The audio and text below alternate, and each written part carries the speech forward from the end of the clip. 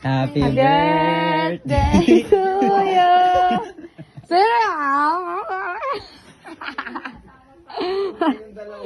Happy birthday. Pagkanta ko rin, Bon. Corny mo man. Ganda pa lang ng cake mo, sir. Thank. Pwede. Alam, mali. Dapat pala ka-isip. What if i-blow mo na, sir? Kasi matutunaw na yung Kaya candle. nga. Mag-wish ka muna. Parang pag-blow ba ni Justin? Oo. Ang wish ko, sana si Glymod kapakabait na. At saka sana hindi na siya nalilate sa mga rehearsals, pagin siya sa training. Sir, parang sa'yo ba?